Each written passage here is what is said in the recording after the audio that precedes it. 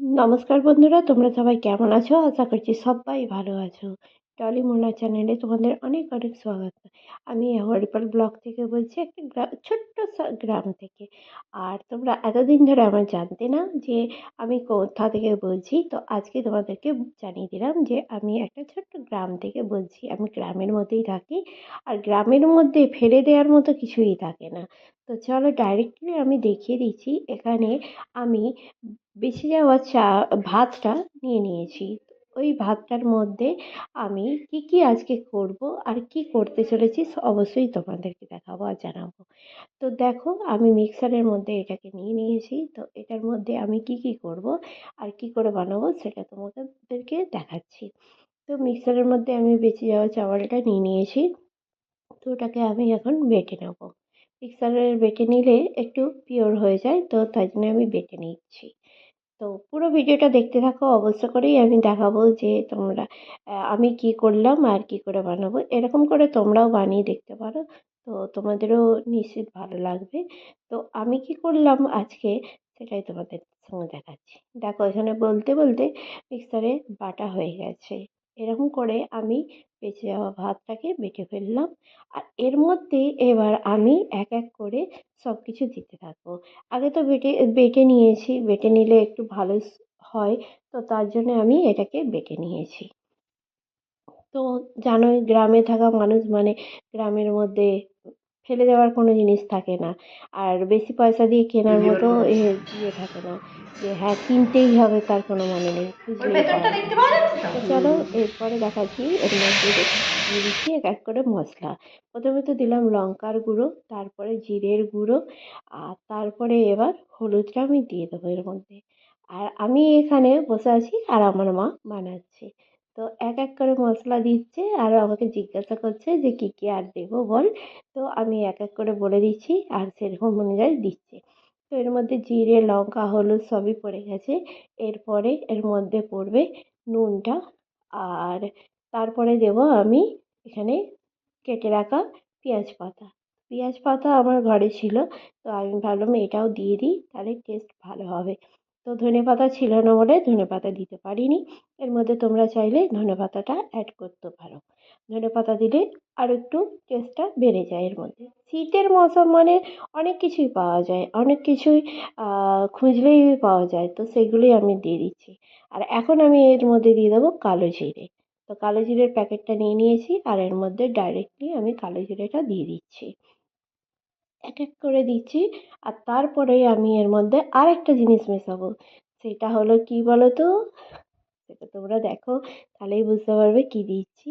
এখন তো আপাতত নুনটা দিয়ে দিই। নুনটা তো একদম পারফেক্ট দিতেই হবে। নুন না দিলে তো কোনো খাবারের টেস্ট বাড়বে না। তো তাই জন্য আমি আগে নুনটা দিয়ে দিই, তারপরে দেবো। ওটাকে তো আনতে হবে, তারপরে এনে তারপর দেবো এর মধ্যে। তো চলো দেখিয়ে দিলাম তোমাদেরকে যে এরপরে কি দিচ্ছি। ডিম। ডিমটা তো দিতেই হবে, না দিলেও চলে যায়, তবু আমার শখ, দিলাম। তো দিলাম। এর মধ্যে এবার দুটো ডিম দিয়ে দেবো। এতটা ব্যাটারের মধ্যে দুটো ডিম দেওয়াটা অবশ্যই দরকার, তো দুটো ডিম দিয়ে দিলাম। আর দিয়ে নেওয়ার পর এটাকে মিক্স করে নেবো আমরা। মিক্স করে নেওয়ার পর সঙ্গে সঙ্গেই আমরা ভাজতে পারি এটাকে। সঙ্গে সঙ্গে এটাকে আমি ভাজতে পারি। এর মধ্যে কোনো রেখে দেওয়ার কোনো ব্যাপার নেই যে হ্যাঁ 10 মিনিট রেখে দিতে হবে, 15 মিনিট রেখে দিতে হবে, না, রাখতে হবে না। ডাইরেক্ট তুমি কড়াই একবারে ভাজতে পারো। তো আমি এখন চলে যাব একে ভাজতে। আর এরকম করে মোটা করে মানে ব্যাটারটা তৈরি করতে হবে। তো তাহলে একটু ভালো হবে, আর না হলে যদি একটু পাতলা হয়ে যায় না, তো তাহলে দেখবে জিনিসটা খারাপ হয়ে যাবে। তো তার জন্য আমি এইভাবে এটাকে মিক্স করে নিলাম মোটা করে। তারপরে ডাইরেক্টলি আমি কড়ার কাছে চলে এলাম। কড়ার মধ্যে তেল দিয়ে দিচ্ছি। এরপরে তো ভাজবো।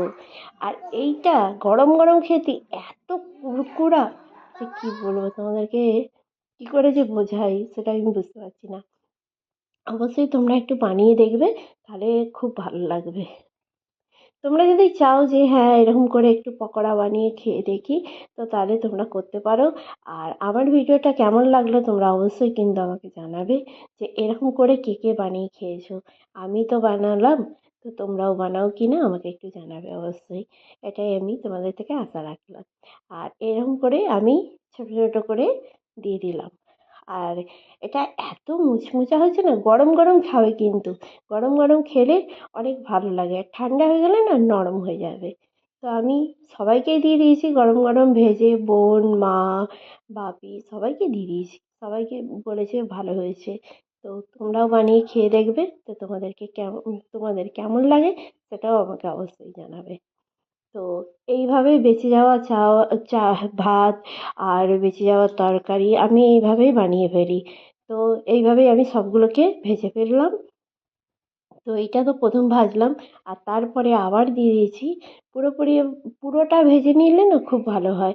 তো এক এক করে ভাজতে ভাজতে ভাজতে ভাজতে সবাই খেতে বসে পড়লে তো আবার হয় না, ওই জন্য গরম গরম সবাইকে খাওয়াবো বলে আমি পুরোটা ভেজে নিলাম। আর এখানে এই বাসনটা ছোটো পড়ে গেছিলো, তার জন্যে আমি আর একটা বড় বাসন নিয়ে নিয়েছি, তার মধ্যে রেখে নিয়েছি। আর এইটাতে এখন তেল ঝরার জন্য না আমি রেখে দিয়েছি, একটু তেলটা এসে যায়, তো ওই জন্য আমি এর মধ্যে রেখে রেখে আবার অন্য বাসনে রেখে দিচ্ছি। তো সেটাও তোমাদেরকে দেখাবো অবশ্য করেই। তো দেখো আমার কমপ্লিট ভাজা হয়ে গেছে, মানে সব ভাজা কমপ্লিট। আর এর মধ্যে আমি রেখে নিয়েছি। আর এইটা যদি কাসুন্দির সঙ্গে খাও না, হেভি টেস্ট লাগবে, তোমরাও বানিয়ে দেখো। আজকের ভিডিওটা এই পর্যন্ত, টাটা।